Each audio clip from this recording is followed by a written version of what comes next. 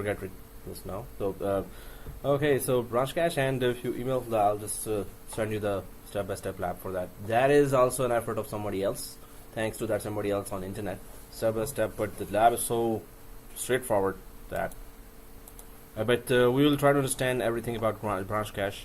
Then kind of the whole class then revolves around software-defined networking. And if we need, we're gonna go for IPv6 and review in the next class. If you wanna, if you wanna cover, you want it to be covered by me.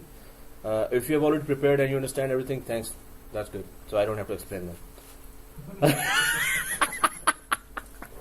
Okay. Yeah, so no, of course I have to.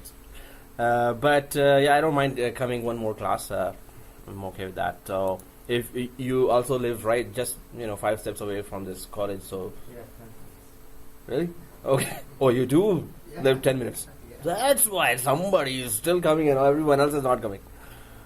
Okay, that's good. That's good. Yeah, that's why I chose this. Oh, okay. You could, I mean, I'm I don't currently. have time to waste. Yes, good. There are so many far off as well. Okay, guys. So, okay, guy. So, you're okay with the lights, or? Yeah, we're okay.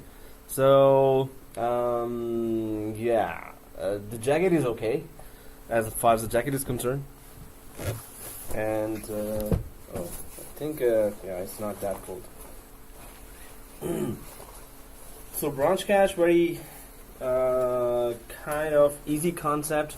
If we had gone through, but we had gone through DFS lab, so I'll just make a comparison with DFS, which is already done. And if you go with previous videos, and I will send you, if you email me that as well, I'll just send you a specific video for DFS. We have already done that. So BranchCache is kind of a remote cousin of DFS. Remote cousin. I don't know how. Remote and cousin. So here so BranchCache is a WAN optimization technology that is built into Server 2016. And oops.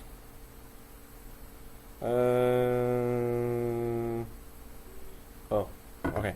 So it enables remote offices to access centralized file shares over the wide area network at faster speeds and using less bandwidth. So again, remote offices to access centralized file shares over the WAN.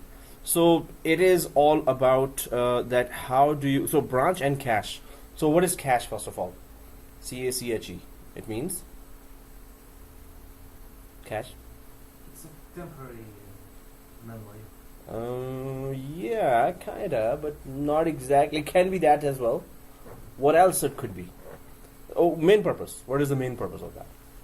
To save data, to download data, so it is available fast. Yeah. So it is available fast, right? And if the data is across the WAN, and every time user has to access that file, the user request has to go over the WAN. Why not get those files cached locally on the branch? And the end users will access that branch server for those same files that the end user used to travel over the WAN. Now end user can access the branch server locally. So that local server is caching all the files at the free time of the WAN, when WAN is not busy. At that time it's caching all today's file at night, and then next day all files are available locally for the users. So it's kind of BranchCache basic concept is this, that the end users do not have to their request for accessing a file should not travel over the WAN, while the files actually are across the WAN. They are available in a central location. So if we go for the basic concept here, let's go for the diagram as well. It's gonna be slow, maybe. Okay. Again? No, this feature. Well, yeah. I mean of updating the Yes. original version and the local version. For the end users, it will be fast once the file is downloaded locally in the branch server itself. But definitely when it has to update itself, the server has to update itself, it's going to be slow, definitely. But it's going to continuously update, right? Whatever cache it can cache, it will just download it once. So suppose, that's where I'm going for the diagram here. Suppose there's a file server here, and that file server is always accessed by the users. So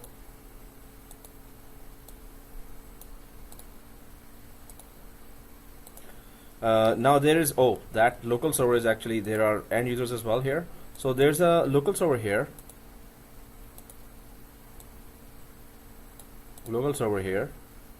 and then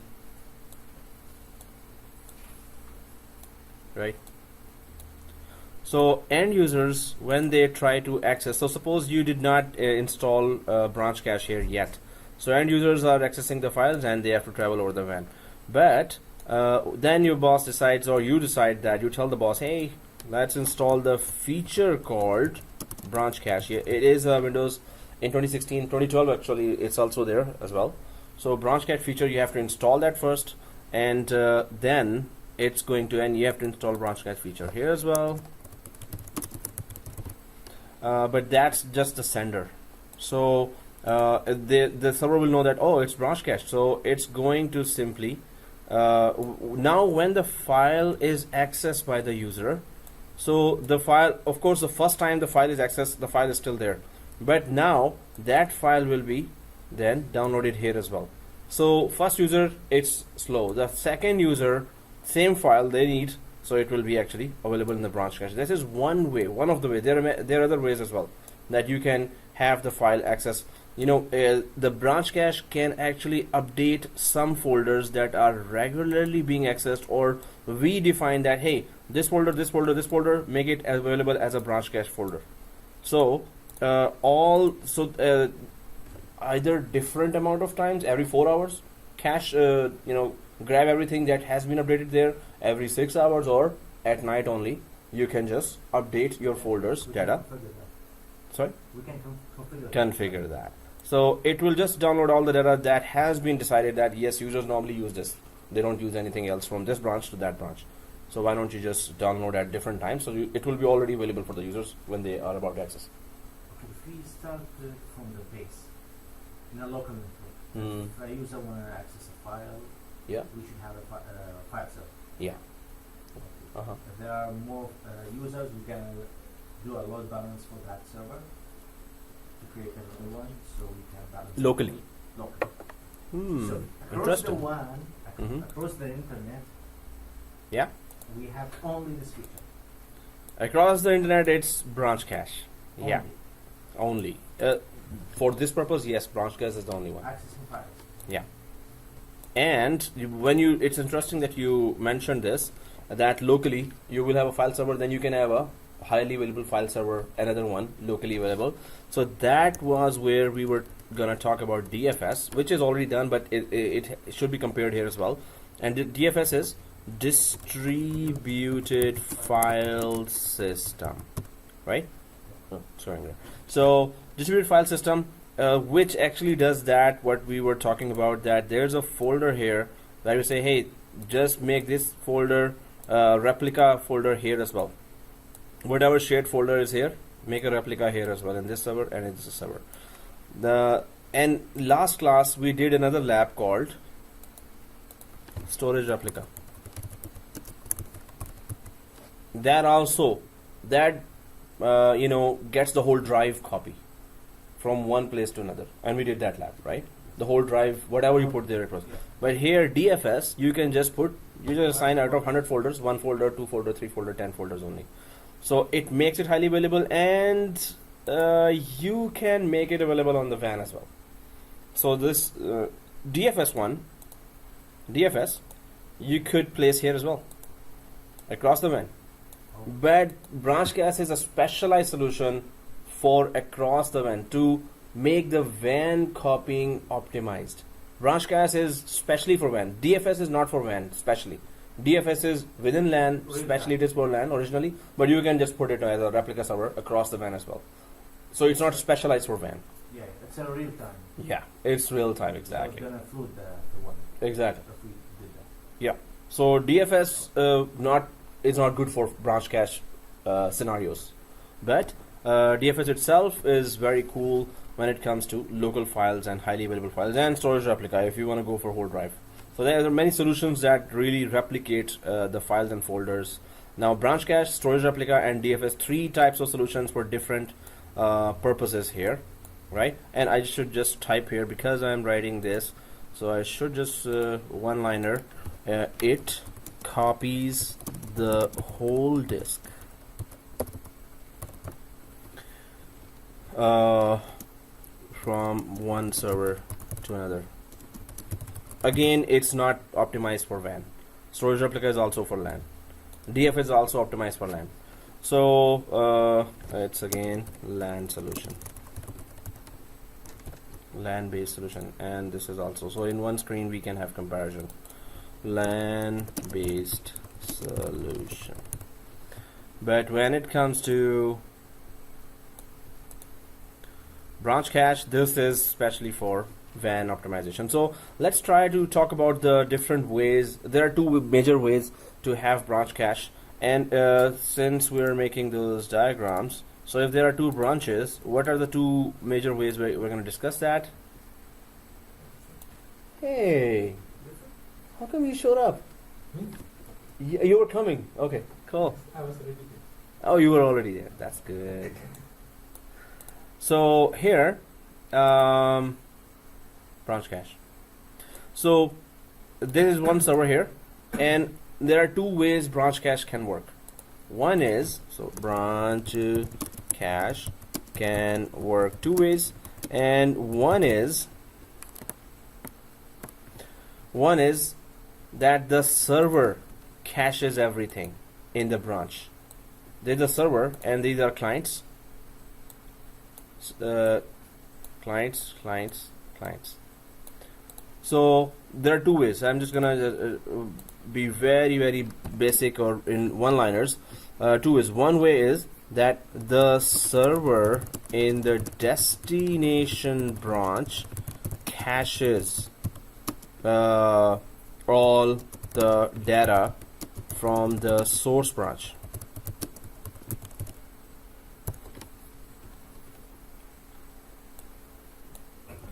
And the action is always from, so source will be where the actual files are being created and are being distributed from there, and the end users are the destination where end users want. So this would be that server that the end users in this branch want to access. So if I could say source branch and destination branch, but these are not terminologies. I'm just explaining that for, just for explanation I'm saying that. So, and this is destination branch where the branch cache clients are. So it will always be, so it has to, so the clients will ask for updates. And so the first way is the server in the destination branch. You actually put a server, dedicated server, to cache everything that the end users here want. So there is that server way of doing things. And then if suppose you cannot afford a server for that branch, suppose the budgeting is not there, so you can have the clients caching everything themselves. So either a server, or you can make all the clients there as branch cache receivers. So client machines will be actually saving everything that is being accessed, that is being requested by the user. So if there's no server, you can go for each client as a branch cache client. So suppose there are 20 more machines here, and one client has cached a file that the other user needs. So again, because the client has cached the file as well through branch cache feature in the client machine, so this user also wants that same file which is already cached here. So of course this user will be accessing that file now from that cache location. Again, you're saving the WAN connection. So server can be there to cache all the data, and all clients can be converted into cache. Like torrent. Yes, peer-to-peer connection. Torrents, exactly, like torrents. Definitely. So this would be smart to do if don't spend $10,000 on servers. And if we don't have a lot of users. Yeah, if it's a small branch small and you branch. don't need a server, make branch cache available in the clients. And what one client saves, other client will automatically be redirected to that file. Would that works Saved. only on domain? Oh, yeah, Network. it has to be domain. Yeah, they should be connected. in some Exactly. way. Although basic workgroup So network they is there. know- Yeah. Yeah, but domain is always the main point. Actually, I have to check that. Most probably it will be domain, but I haven't seen that it works on workgroup. Maybe it's written there. I think it must be domain because if it works in one group, let's say a person who is using a computer in outside, whoever is like somebody buying the free Wi-Fi and everything. So that means it's still will be like linking between this computer with that computer. So I guess it should be within the domain. Should be most in For security. majority of the cases exactly. Microsoft always recommends its features to be especially in the domain environment. So it has to be in the domain, but does it work also in workgroup? We can check that because BranchCache feature, suppose you install just BranchCache feature there. So it's going to cache from a source server. 90% you need a domain for that. Yeah, because any client should be aware about the files that are available on the others. Yeah, So he can access them instead of yeah. bringing them from the other domain. Over the Branch. WAN. Yeah, Yeah. exactly. So two ways the branch cache works. Either you put a server that does the caching, that caches everything, or every client becomes a branch cache client.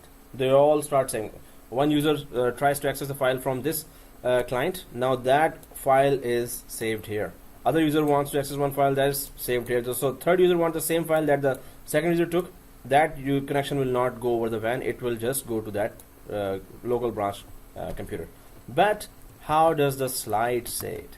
So now we've kind of discussed it, that we understand that okay, that we need one server or you need a lot of clients to do that. So it was introduced in 2016, not introduced actually, it is still in 2012 as well. It enables remote offices to access centralized file shares over the wide area network at faster speeds and using less bandwidth.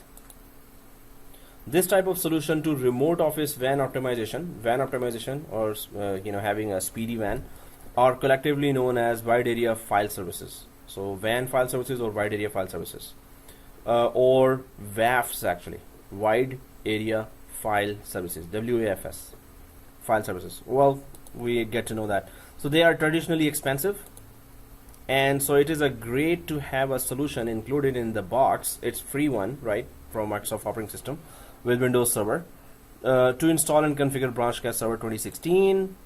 So BranchCache has two modes of operation as illustrated below. One is distributed cache mode. Content cache at a branch office is distributed among client computers, right? So there is distributed cache mode, and then there is hosted cache mode. So hosted is that one. Content cache at a branch office is hosted on one or more server computers called hosted cache servers. So distributed among client computers or hosted cache server. These are the two types of solutions. One is, this is the diagram for the server that is caching it for everything, every client, and then distributing locally. And these are the clients caching itself, the data, and distributing among locally as well. So distributed cache mode is designed for small branch offices that do not contain a local server, as we discussed, for use as a hosted cache server. So if they cannot afford to have that hosted cache server, they can become branch cache clients themselves.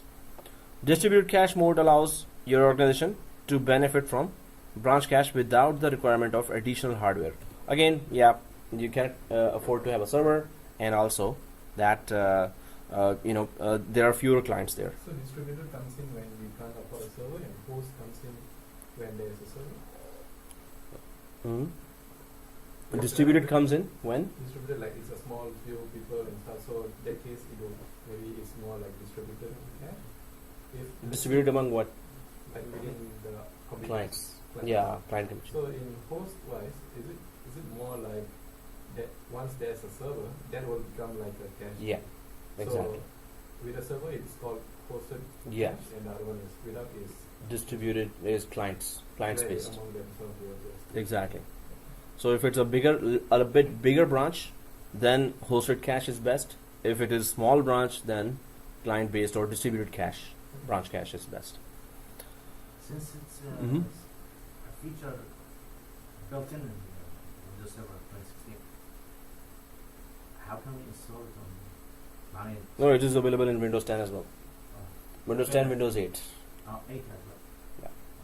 but not before that. Okay. So Windows 8 and 2012 are the server client. Windows 2016 and Windows 10 are the server client combination. Okay, so BranchCache deployment overview. Oh, didn't we have an overview? So it's a wide area network bandwidth optimization technology that is included in some editions of 2016, 2012, and 2008 R2 and related Windows client operating system. So even in 2008 it is there, BranchCache. To optimize WAN bandwidth, BranchCache copies content from your main office content servers and caches the content at branch office locations, allowing client computers at branch offices to access the content locally. We talked about that. So okay, that's that same diagram much bigger. Well, it's repeating kind of thing now. Server here, and it's blurry, right? Oh yeah, the same image that was better now. So What about the two directions? DFS? multi-direction is possible also. We can do that, but normally it is for bigger to smaller branches, right? But of course, if from smaller branch also you want some data to be cached there, then you can just configure, install BranchCache on the source network as well. So in source network, we have source where the files are being distributed from, right? Yeah. So there you can install BranchCache, and you can install in the destination BranchCache. So we can technically make it two-way as well.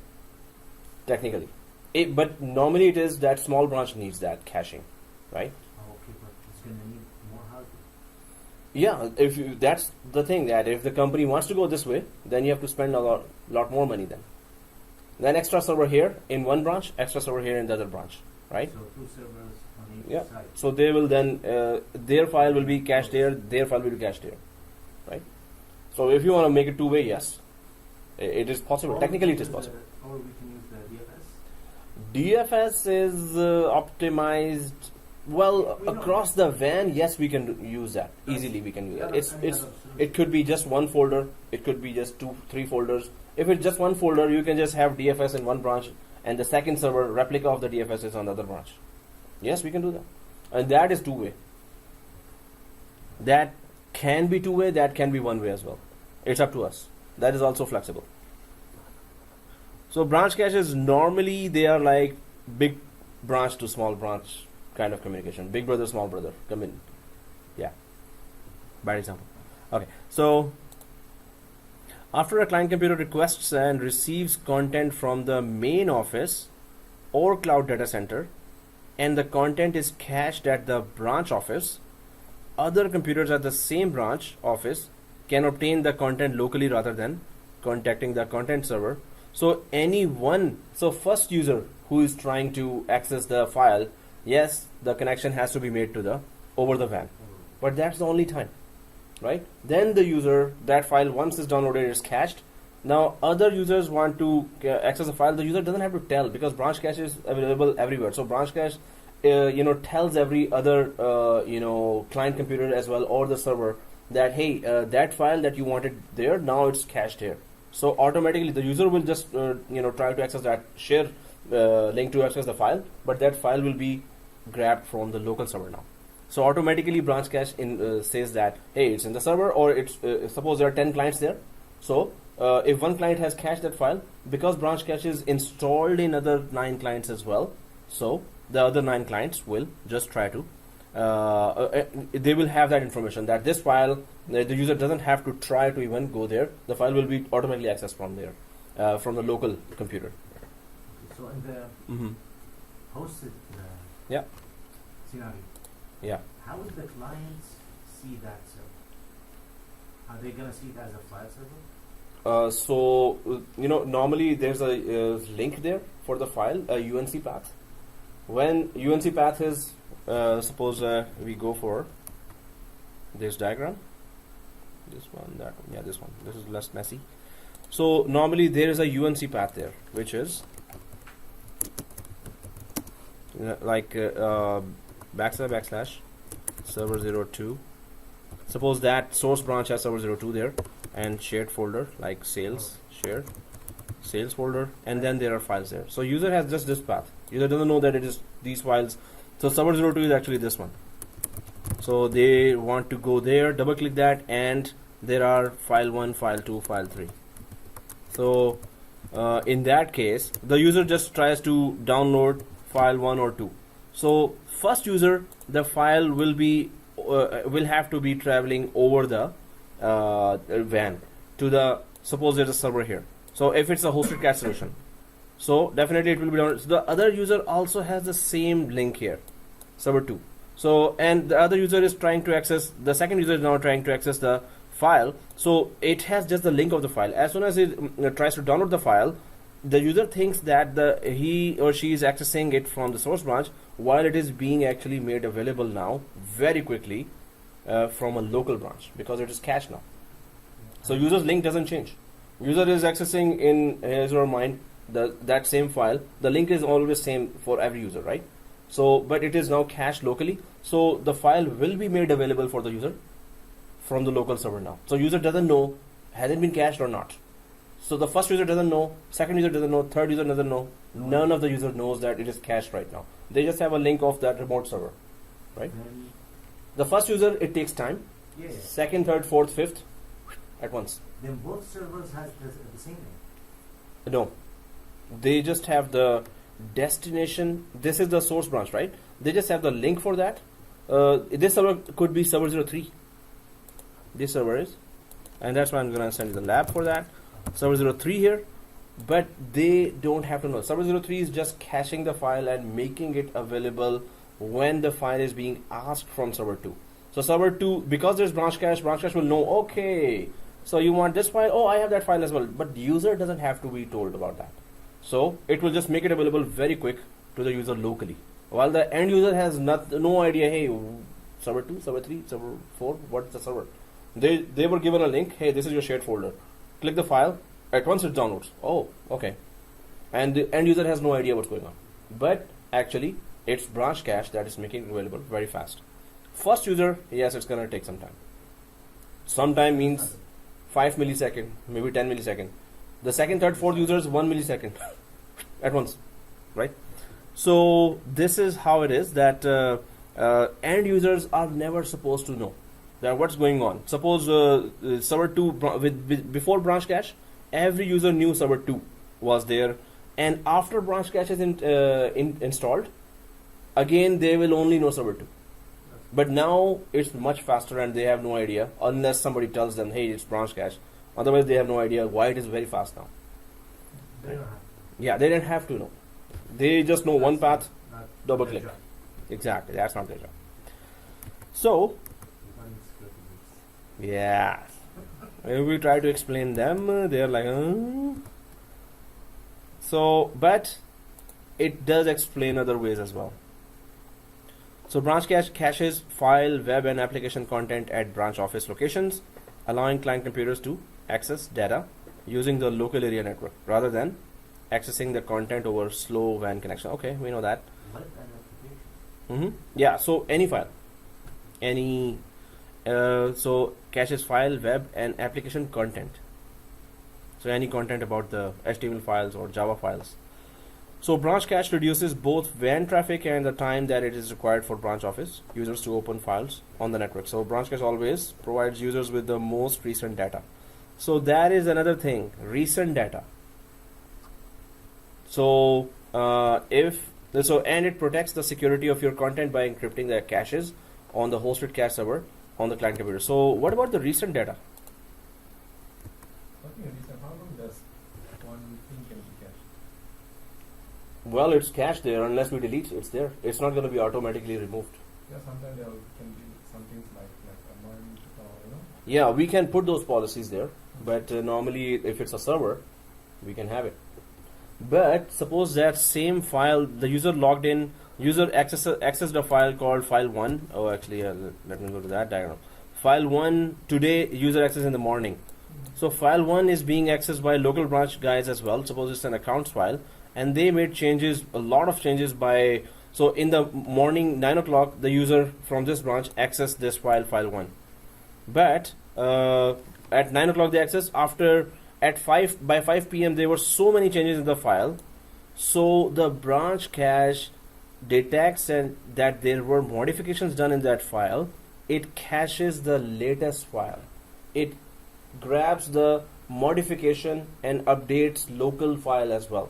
So local file was accessed and saved at 9 p.m. here, 9 a.m. here. So by 5 p.m. there are so many modifications here.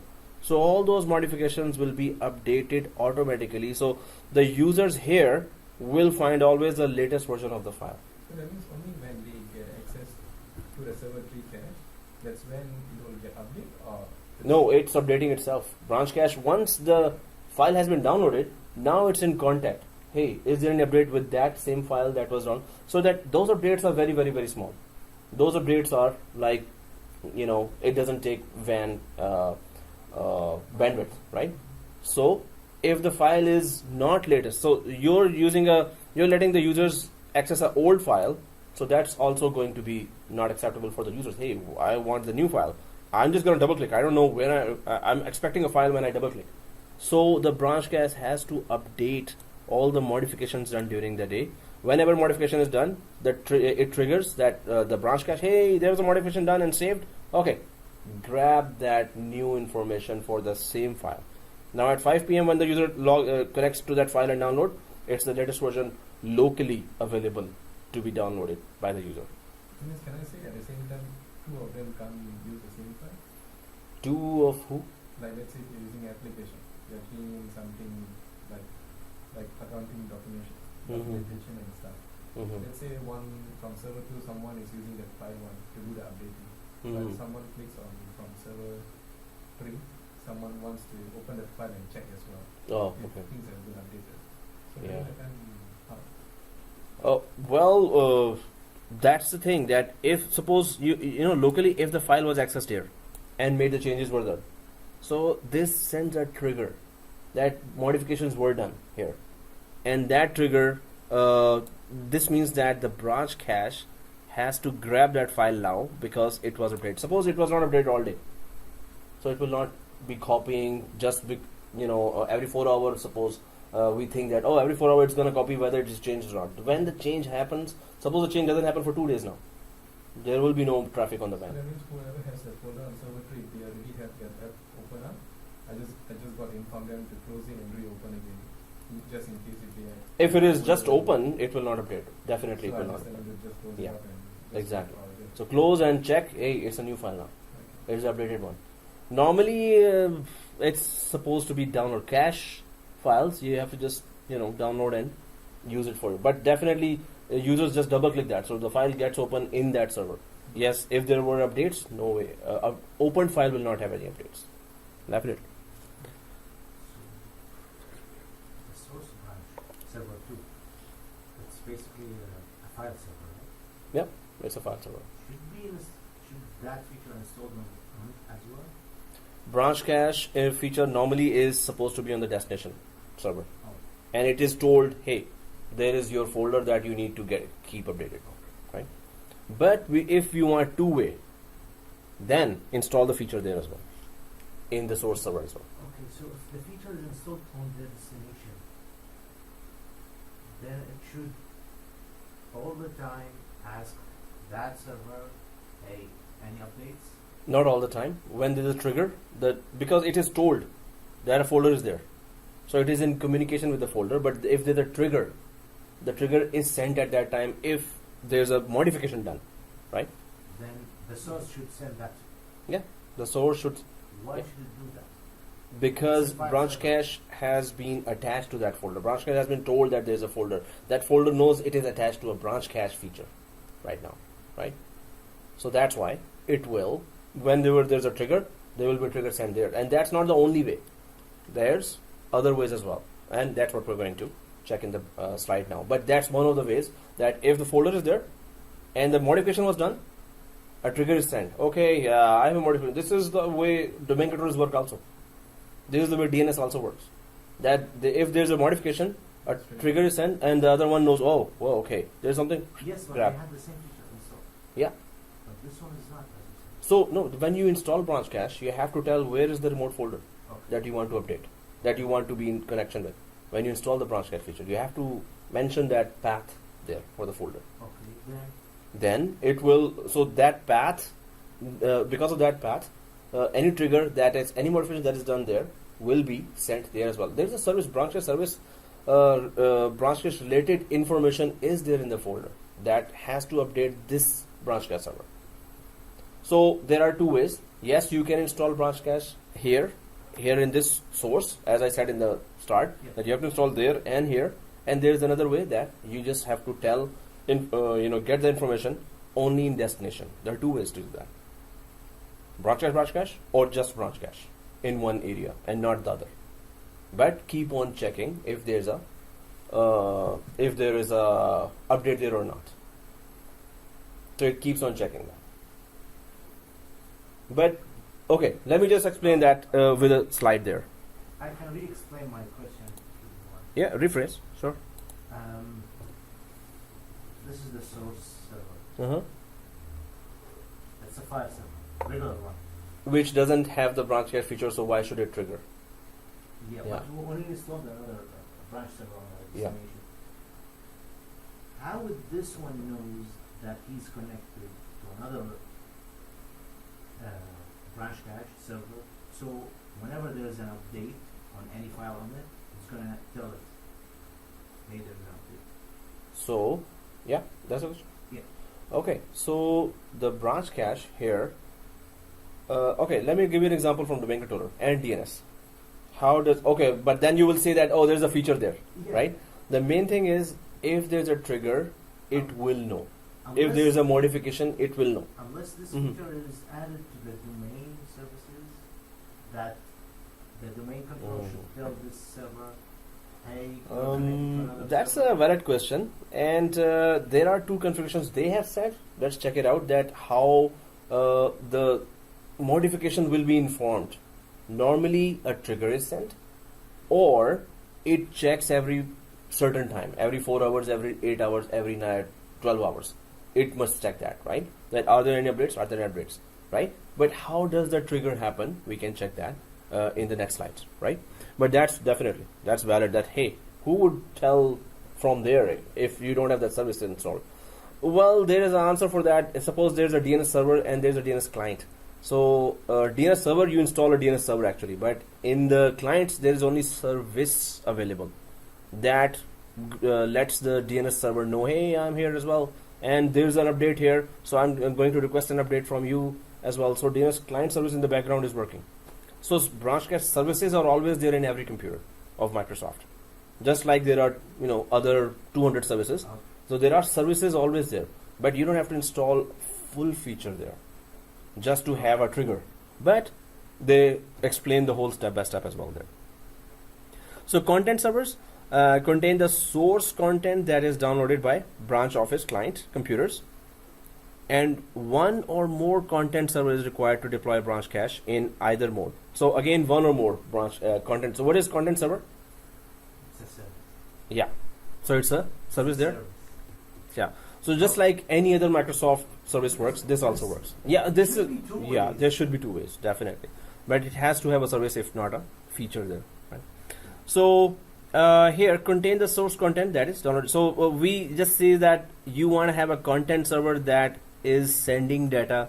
You want to have content server on both sides, on the destination branch and on the source branch as well. So you can have those servers installed. Web server based content server. Now it could be just a content server. If I go to the diagram here, it could be just a content server here, or it could be a web content server, web server based content. So content server, which is just files and folders, and it could be web based content. So again, all HTML files and web files, the intranet files, right? Suppose you have intranet files there, whatever you update there, it should go to this branch as well, right? Okay, so then What is bits? I think we talked about bits already. Of course, bits will be required now when you're transferring files between two servers within LAN or between WAN, right? So these content servers send content to BranchCache client computers using the background intelligent transfer service. So its only purpose is to intelligently transfer the files according to the bandwidth. So these content servers must be running 2016, 2012 or 2008 versions that support BranchCache and upon which the BranchCache feature is installed. So again, bits will be intelligently transferring those files, right? So I understand that it could be boring and it could be interesting as well. So file server based content servers. So these content servers must be running. Again, you can have a file server or a web server that has the BranchCache installed. In addition, the BranchCache for network files role service or the file services server role must be installed. So you must have BranchCache for network files, and you must have the BranchCache feature itself can be installed as well, right?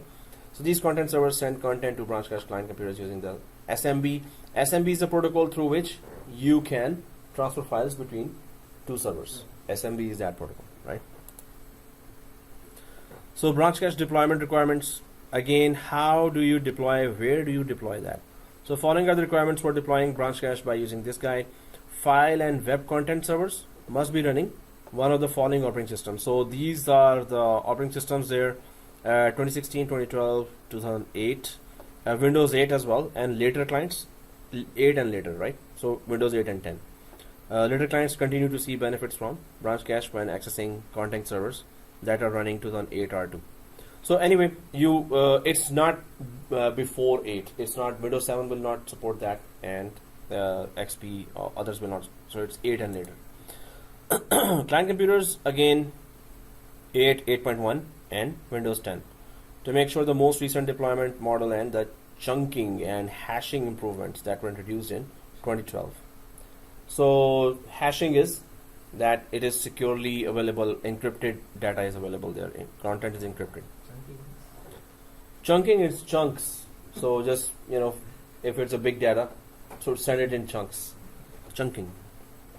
Yeah, chunk of pizza or chunk of biryani. Okay, yeah. We have two examples. Slicing today. Huh? You didn't buy it. Bite? I mean, I thought of buying or half buying. I mean, trade today. Then I was like, Nobody to eat here, right? Yes, I was like, no, today. I got there. Yeah. Yeah, last class is last. So there's one other class where there was just one student came up. So so hosted cache servers must be running 2016, 2012 to the and R2 or 2012 to make use of the deployment improvements and scale features described in this document. So a computer that is running one of these operating systems that is configured as a hosted cache server can continue to serve client computers that are running Windows 7. So even you can send it to Windows 7, but you have to have all the latest updates there. But to do so, it must be equipped with a certificate that is suitable for TLS. Ever heard of TLS before? Transport layer security. Again, it's the data in transit that you are encrypting there, as described in Windows 1, 8 and 7 BranchCache deployment guide. So with Windows 7, you have to specially have a certificate with TLS enabled. For Windows 8 and 10, the base, it is already built into it. So you don't, when you enable BranchCache, it is compatible. When Windows 7 is not compatible, you have to enable or install this feature yourself. All right, and activity domain, okay, is required. Ta-da! That clarifies one thing. It must be part of that. Yeah. So it's required to take, but at the end they say no, but still we can do. Well, it's required to take advantage of group policy and hosted cached automatic discovery, but a domain is not required to use BranchCache. Yeah. So you see, after that it says that. First it is required, then after that it says that. But it's Yeah. required Oh, to take advantage of group policy. Group policy. Otherwise, yeah. So if BranchCache. you want to make use of the group policy, you need to make sure you have it. yeah, and security as well. But If you are but it's normally group if you're policy and not- hosted if you're not cache. even bothered about the group policy part, then you can just use it anywhere, anywhere. Then it's manual. This means you have 5 computers, 8 computers. Then you go for that, right? Group policy will be like if you have 850 Yeah. 80, 100 computers, go for group policy then. If you go one by one for that, that's going to be big trouble. So you can configure individual computers by using Windows PowerShell. In addition, it is not required that your domain controllers are running 2012 or later to utilize new BranchCache group policy settings. You can import the BranchCache administrative templates onto the domain controllers that are running earlier operating systems. Or you can author the group policy objects remotely on other computers that are running Windows 10, 2016, 2012. So again, with workgroup, yes, it is possible, but in a very small amount of computers. 90%, as you know, we were discussing that you should have a domain. It's better to have that. Active sites are used to limit the scope of hosted cache servers that are automatically discovered. To automatically discover a hosted cache server, both the client and server computers must belong to the same site. Well, that is yes, obvious that if you have this branch, so you must be on the same site in terms of so in order for the client to discover the server, they must be on the same site. If they are on different sites, so we created like 6 sites there, activity sites and services.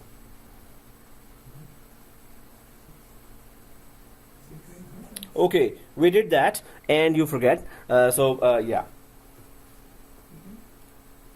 No, you guys were, on and off. Not 6 sites. How many? Well, 3 or 4.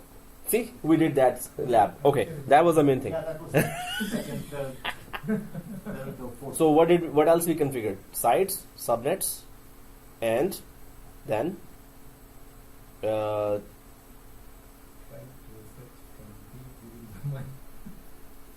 yeah, okay, but the videos are there, right? So what's the main thing here to say? Suppose we create 4 sites, 5 sites, 6 sites, right? So the clients and servers have to be part of the same site to discover BranchCache within that site. If the clients are on another site, host server is on the other site, then those clients that are in the same site where the host server is, they will be able to detect that BranchCache. Others will not be able to detect that. So site-wise, clients have to be in the same site.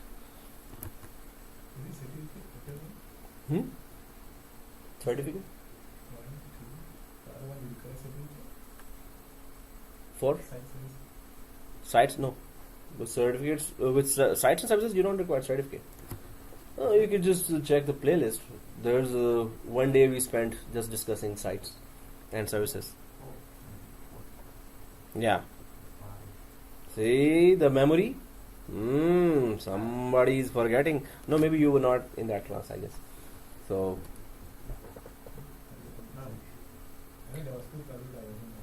Oh, so that specific class you were not in. Yeah.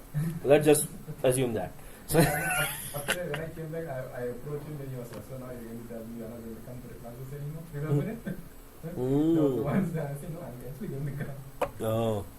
So I guess So BranchCache is designed to have a minimal impact on clients and servers and does not impose additional hardware requirements. So there is no additional hardware requirement. Those same clients and servers will just be okay to support this BranchCache.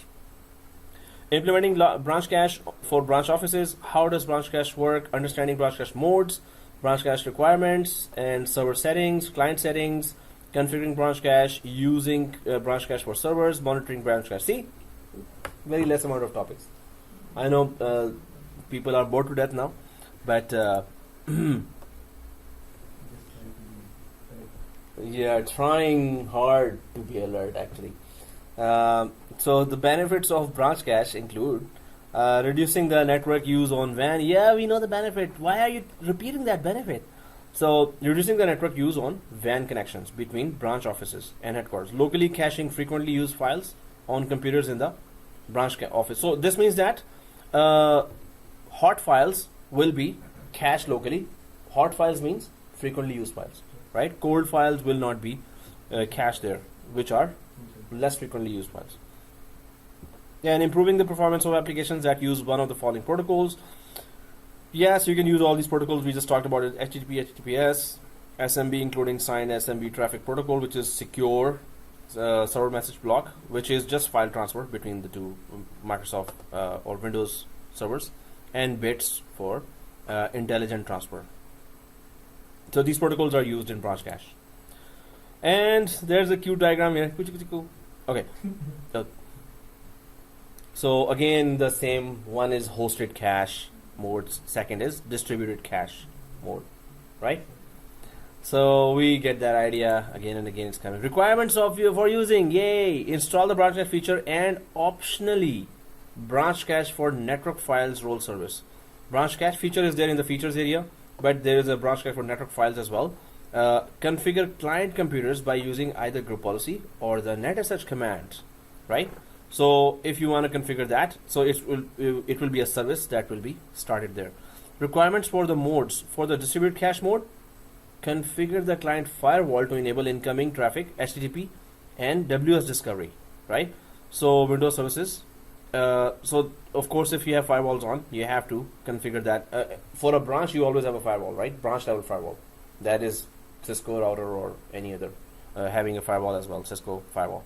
For hosted cache mode, configure a firewall to enable incoming HTTP traffic from the hosted cache server.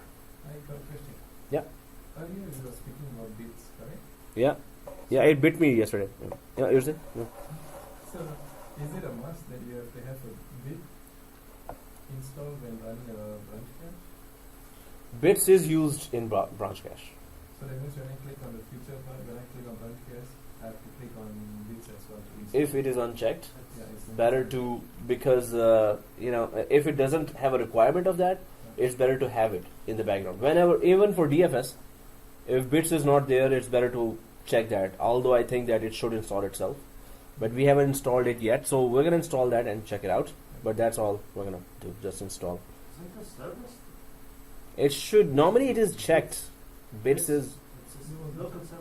I just click on the feature thing and bits is not installed, not checked, right? Not checked. All right, but it does use bits. So What do you check? Features, add roles and features. First, it will show you a role. Go to the feature tab, which is like an add. And then there will be the branch. hey, how come my server? Not bits. Yeah, on top of this. The bits, when you select the branch tab, the bit doesn't come along with it. So it's like an individual thing that you have to check. But bits is a local service. So, what's the You question? will not install it. You're just gonna enable it. Enable it. Yeah, it's a service already there, but is it started or not? That may be the Yeah. question, right? So So, they will start it Bits- separately and then. yeah. So this is a local service, local and that. Yeah. No, but did you see a bits option there? Yeah. And you checkbox there? Yeah, checkbox it was unchecked. Sometimes when it's already on the features already in there means it will be grayed up. Like it's already installed and running, not installed. You can't click on it. So in this case it wasn't grayed up as well. And it wasn't checked as well. The box was ready to, if you want you can check. Okay. So on the In the feature, it is there? Yeah. So how come you're not able to find it? No, it's not. So- Because I know it's a service. You're on Windows 8 or Windows? You're using the domain Server. You're on looking on Just client? Client. Okay. It's Yeah. even in Again, that's a good even in process. yeah, that's good. So in domain noise, it's automatically it's installed along, like in your case you check the domain, right? Did you check that? Yeah. So that means it's installed along with everything else. It's enabled. Yeah. Servers, it is Installed. supposed to be. Installed in Windows. Anyway. Many other areas, bits is used. In So servers. part of it, you don't know. Yep. You must configure the following BranchCache server components: web server or bit server. You must. So it's a must configure thing. And file server, hosted cache server. So configure BranchCache server settings. For the server, of course, you need bits. Otherwise, it will, it's not gonna bite. So and then, so to enable and configure BranchCache in the client side, enable BranchCache by using group policy or Windows PowerShell or NetSH BranchCache set service. So it's again just a service you're enabling, right? So enable distribute in the client machines. Enable distributed cache mode or hosted cache mode by using group policy, Windows PowerShell or NetSH BranchCache set service. Configure the client firewall. So again, in large amount of clients go for group policy. Otherwise, 5 or 6 clients or 10 clients, you can go one by one and do PowerShell. Or just PS session. PS session, you can remotely connect to the PowerShell of other machines by PS session command, or invoke command as well, commandlet. So there are certain commands that you're sitting and doing in PowerShell and just enable services on hundreds of computers remotely as well, if you have their names and their firewalls are off or exceptions are added there. So you can modify branch cache settings and perform additional configuration tasks such as setting the cache size, setting the location of the hosted cache server, clearing the cache, creating and replicating a shared key for using in a server cluster. Shared key is always used, I mentioned that before as well when we were doing DHCP relationship, DHCP failover. Shared key came there as a topic as well. So again, shared key is when you have cluster of servers and you want to add one more server, third server, fourth server, fifth server. There has to be that password that has to be put, otherwise the server cannot be added to a cluster or group of servers. To prevent any other people from anyone their own server. Yes, exactly. I remember it. Hey, see, we remember. Was it the same name? Shared key is always Last one? in Citrix course, shared key. In SCCM, shared key. It's the same concept, same name everywhere. Yeah. Okay, so Citrix, man, nightmare. So demonstration: add branch cache for the network files role service, configure branch cache in local group policy editor, enable branch cache for a file share. Now, guys, that's where I was talking to you as well, that there's many step-by-step labs out there.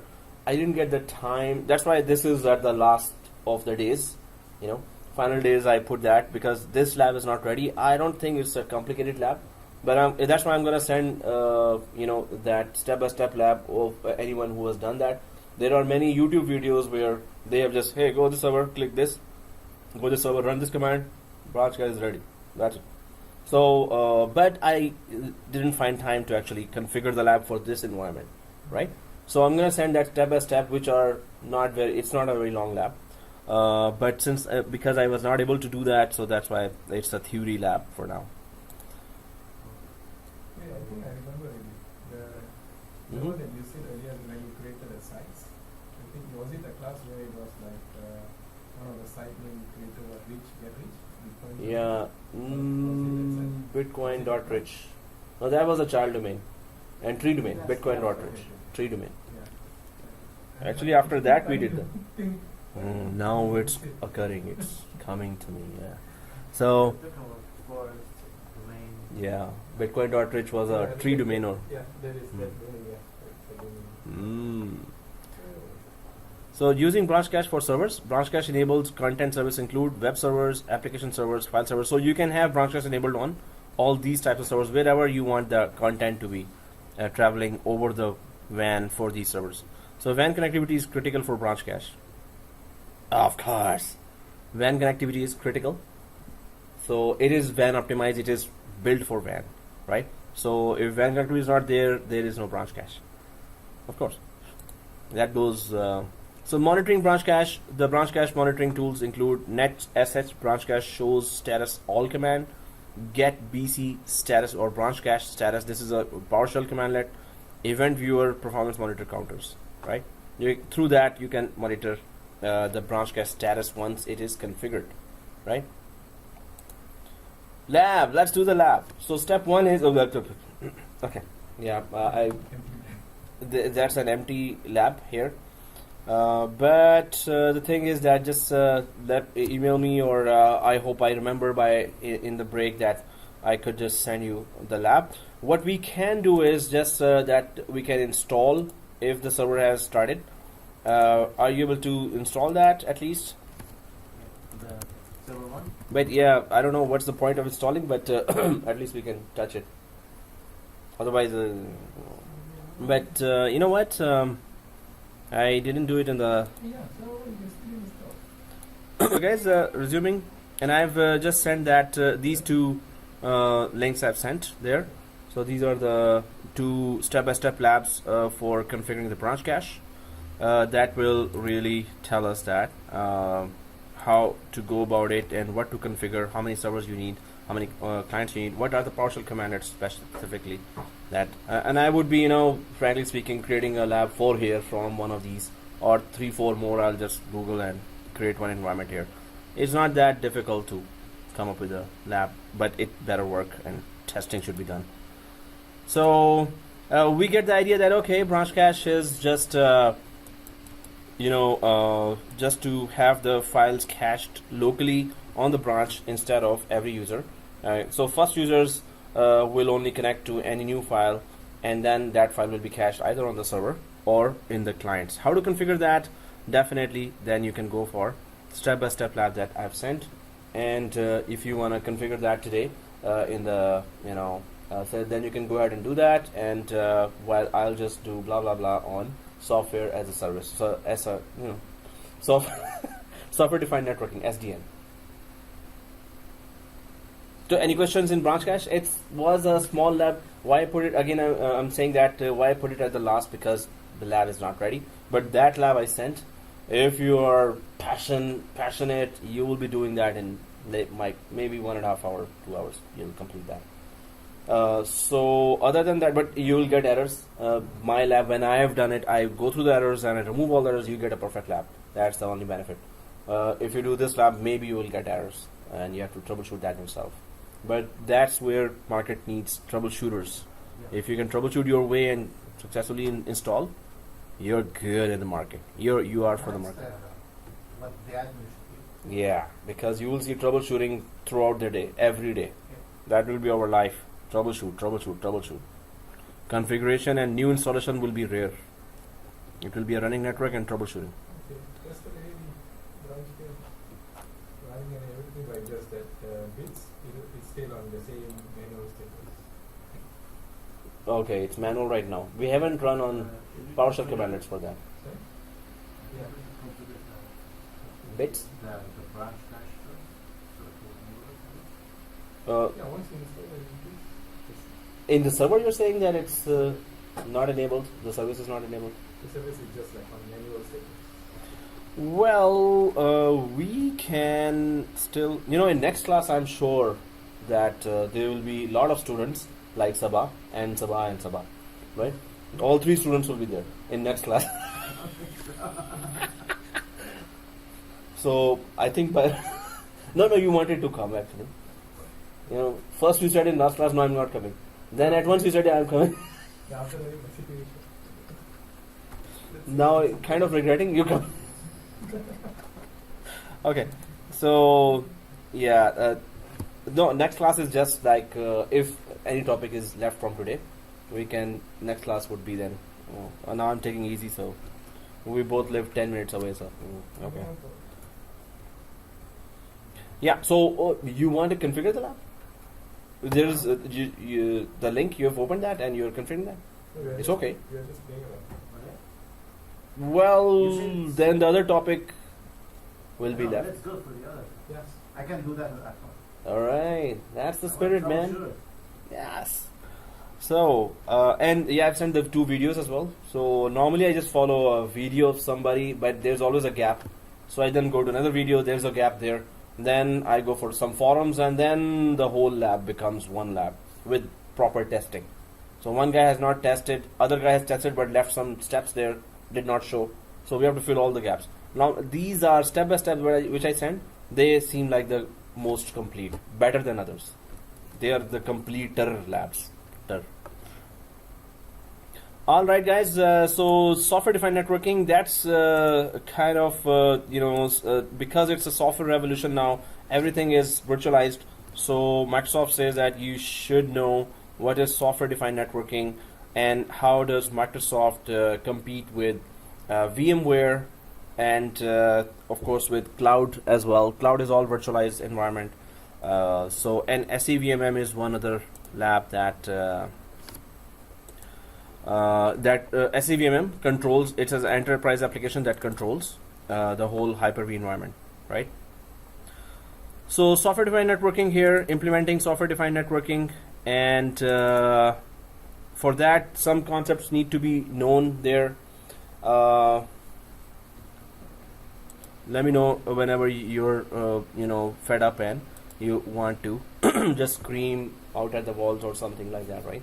It's like this is too much theory, and please spare us so just spare us teach. So in that case, let me know. Otherwise, we'll keep on talking about some of the concepts here. The concepts, of course, without that we have no basis of applying for a job if our concepts are not clear, right? So did I continue the video? Did I stop that? Oh, it's continuing. Seriously? Okay. So SDN enables you to virtualize the network layer in a data center. So you have a big data center, maybe 200 servers, 2000 servers there, physical servers, or 200 would be then the case. Nowadays data centers have lesser physical servers and more virtual servers. So virtualize the network layer in a data center, define policies for physical and virtual networks. So you have, this is all about networking we're talking now right now. So if we have configured Hyper-V, did we configure Hyper-V in this course? Yeah, inside virtual NICs, we created inside one of the machine, server 3 or 4. Yes, Hyper-V. So there are 3 network cards there, 3 types of switches we create. One is external switch, one is internal switch, one is private switch. Normally there are 3 types of switches there. So because it is all about networking, so those 3 types of switches, what do they do? Yes, you're right. Connect the Hyper-V machines to the outer. Which one? There are external switch, there is internal switch, there is private switch. External between Hyper-V machines and the outside one. machines. Yeah. Internal between them on the same machine, physical machine. And private. Right. That's the private one, which you just said. That they just connect to each other. In external, internal, private. Because it's networking, so when you have I have to pin it back again. So there are 3 types, and when you have a physical server here. Oh, private 1-to-1. Is it? Yeah, so it is 3 types of switches: external switch, virtual switch, vSwitch, and then there is internal. So there's in, and then there is private virtual switch. So external is connects VMs to outside, connects VMs to outside network, physical network, and internal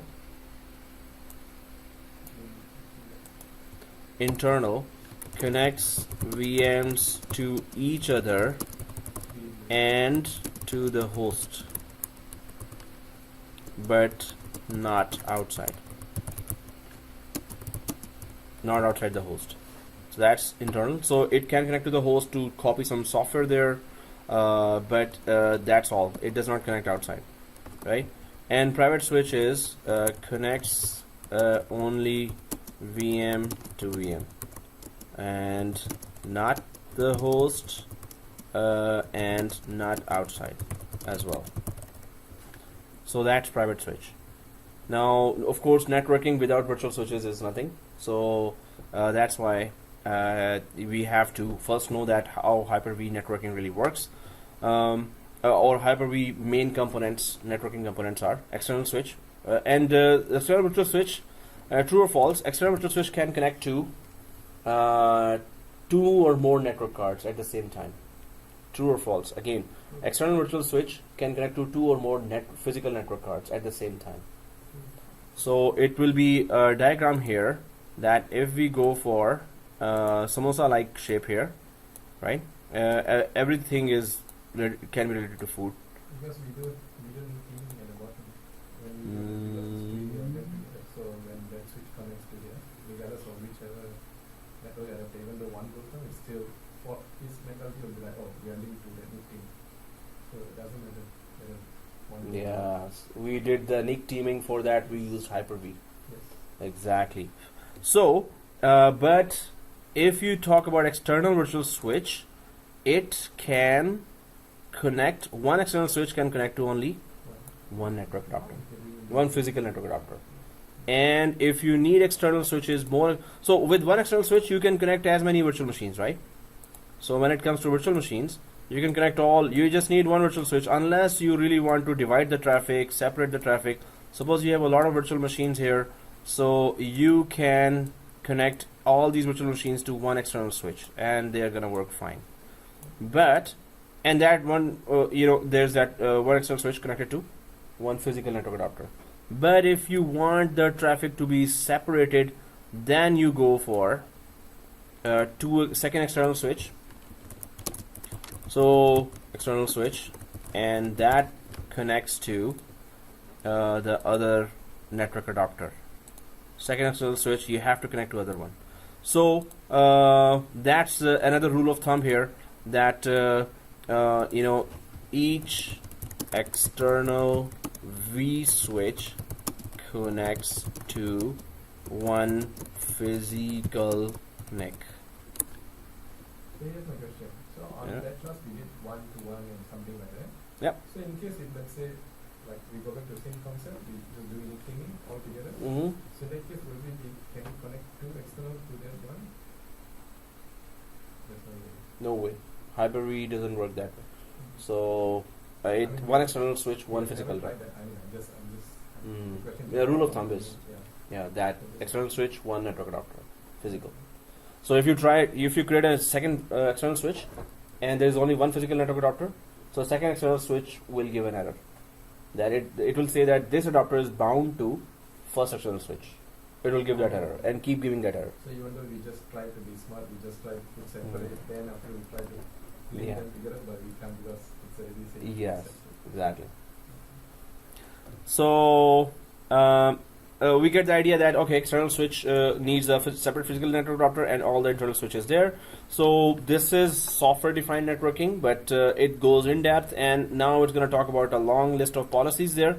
And it's really nice to understand those. Really nice if we can concentrate and focus. Otherwise, you will need espresso, maybe 10 shots after this kind of theory. So, or maybe you could have a espresso bath. You can have espresso shower, and then then you'll be awake, right? So but it is interesting because everything is virtualized now. Thank God we're not virtualized yet. But everything else is virtualized around us. So manage a virtualized network infrastructure. The Microsoft SDN or software-defined networking solution includes network controller. What is that? In what area? There's a big diagram coming, and you will see all the components scattered. This is this. This is this. This is this. So Hyper-V network virtualization, HNV again, and then Hyper-V virtual switch, which we talked about just now. RRAS, multi-tenant gateway. Seriously, routing and remote access, multi-tenant gateway. So gateway is, of course, if there's a RAS traffic there, remote access traffic. Ever heard of RAS before? RAS, remote access server, that offers VPN, direct access, all those, right? Oh, that's the name.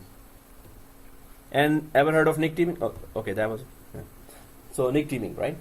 And so this is also a software-defined Microsoft System Center Operations Manager, SCCM, SCOM, and SCCM, SCVMM actually. So SCOM has nothing to do with virtualization. Operations Manager SCOM is proactive monitoring enterprise application. It's expensive and it works really good. When I was in Scotiabank, SCOM, we had this monitoring application monitoring 80,000 clients and 2,500 servers there. So that's a huge network that it was running to monitor all that. SCOM. So System Center Operations Manager. But this is a separate course, separate certifications there. And then SCVMM, of course, that's the heart of your virtualization network. What is SCVMM? What does it do? We talked about that before as well. SCVMM, System Center Virtual Machine Manager. Virtual machines. All the virtual machines. Yeah, it should manage virtual machines, right? So, yeah, it's self-explanatory. Oh, yeah, System Center Virtual Machines Manager. This one. So this is just the course that ended in George Brown. We installed SCVMM there, and we did the whole, connected Hyper-V. So what happens is that if you have few servers and lots of Hyper-Vs there, and each Hyper-V has 10 or 20 virtual machines there. So of course, in a big environment, maybe you have 50 Hyper-V physical servers. So you need a central enterprise application there. So SCVMM is that central enterprise level application through which we control the whole Hyper-V network. So all Hyper-V physical hosts we control from this application, physical hosts. We control all Hyper-V physical hosts. So SCVMM, if you know this, wow, that's very good, because two things you should know. One is VMware, ESXi, there's a vCenter, that enterprise application vCenter that controls the whole VMware environment. So if you know vCenter, you are, they're 80%, 90% of the market share is with in virtualization, data center virtualization is with VMware. So that's why I always say that you should have VCP certification ASAP as soon as possible, right? Yeah, it's valid for 2 years. Oh, you did that, right? Count, tick tock, tick tock. So yes, you did both certification VCP. Perfect with all. Yes. I finished that online. Yeah. And then the next moment it's there. Yeah. Wow, amazing, man. That's good.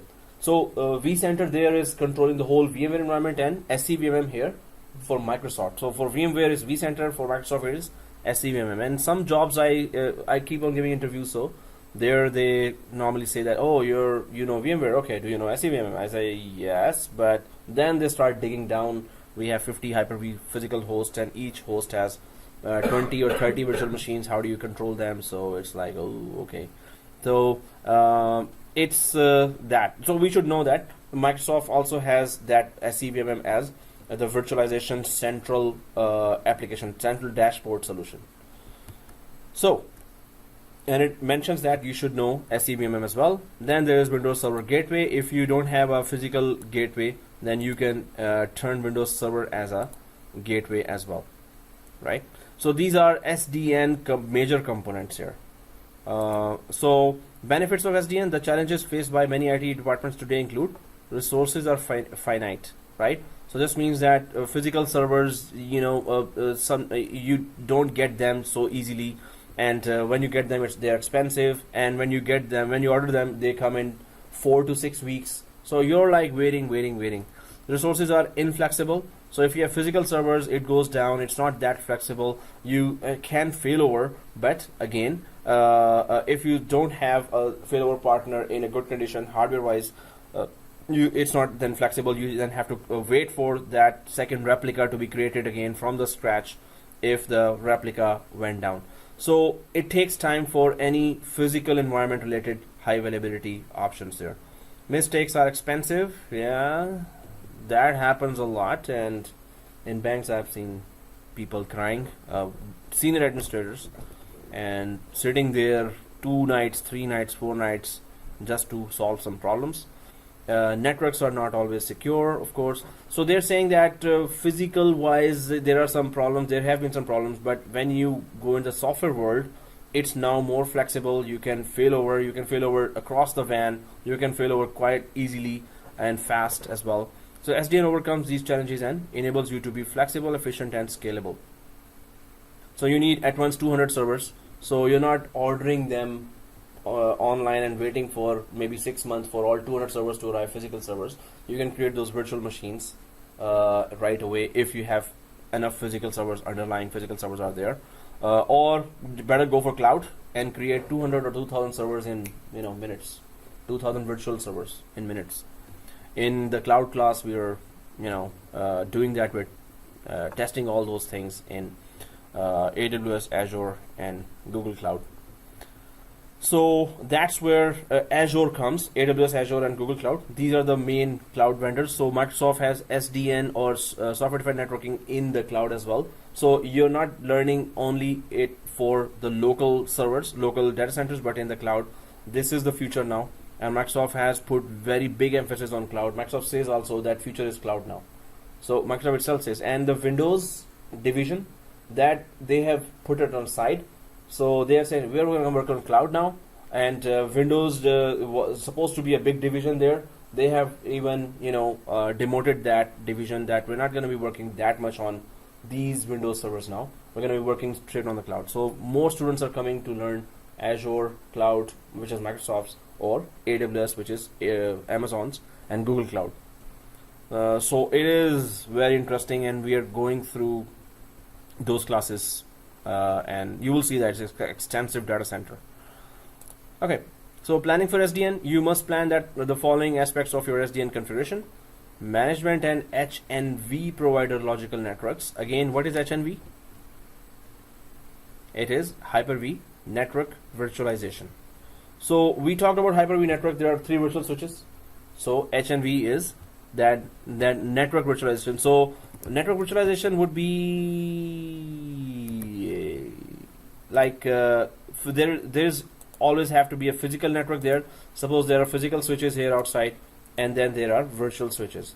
So in one of the Hyper-V labs, we actually created those virtual switches, and then we put the traffic separate through the virtual switches. So the main thing is that if you have physical switch,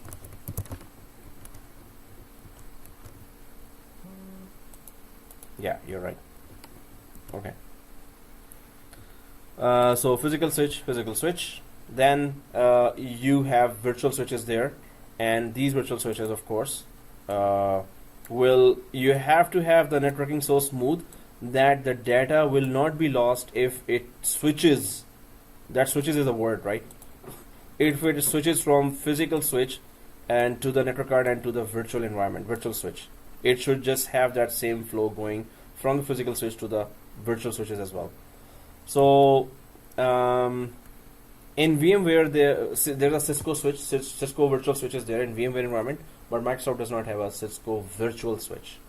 Cisco has physical switches, right? So that's pretty cool. VMware is much ahead in software-defined networking. So you must plan the following aspects of your SDN configuration: management and HNV or Hyper-V network virtualization provider logical networks. Logical networks for gateways and the software load balancer. So load balancers, ever heard of any load balancer, physical load balancer before? F5 has a load balancer, Cisco has load balancers as well. What is load balancer? Oh, that's a simple question, right? What is load balancer? Yes, exactly. What kind of question was that? Okay. And Microsoft has 2 free load balancers, which are in Windows. We have 2 free load balancers. LBFO, LCBA. Hey, even that's LCBO, man, not A. Oh, it's okay. It's something else. I only remember LCBO. In interview, wow, if you say that, woohoo! Cheers, man. Cheers! And there's the door. We are hitting after I get selected. Yeah, after I. Or cheers, there's the door. Next one, LCBO, yeah. So, don't say it in the interview. But I said it so many times that, LCBO will be coming first. LCBFO. Again, you made. It's LBFO. Load balancing and failover. LB, load balancing. Always what I try to do is I try to say out that word. Like Yeah. load balancing failover, then I'll be like, okay, LBFO. Yeah, exactly. In interview, whoa. Just to the safe side. So load balancer. So software load balancers, we did the lab for AWS software load balancer. In Azure, there is software load balancer. They've uploaded that application there, and it works perfectly. But in this data center in Windows, there are 2 load balancers. One is the DNS-based load balancer called round robin. Second is the load balancer, which is an actual feature, NLB, network load balancer. So Windows has 2 free load balancers. One is round robin. Second is NLB or network load balancer. So, but then Hyper-V, they're saying that you can use software load balancers as well. Logical networks for gateways and the software load balancer. So planning for that, logical networks that are required for RDMA based or remote direct memory access storage. The RDMA based is just that, you know, virtual machine gets more direct memory access, so it could run faster and do the processes faster. It can load more. I have a question. Yeah. When you say like software, that's when you are mentioning about network load balance. NLB, yeah. NLB. Mm. And also Round robin, DNS. DNS round robin. So when we are doing like, let's say the one that FO, yeah. It is more like a physical kind of thing, correct? Or is it our? No, LBFO is just a concept.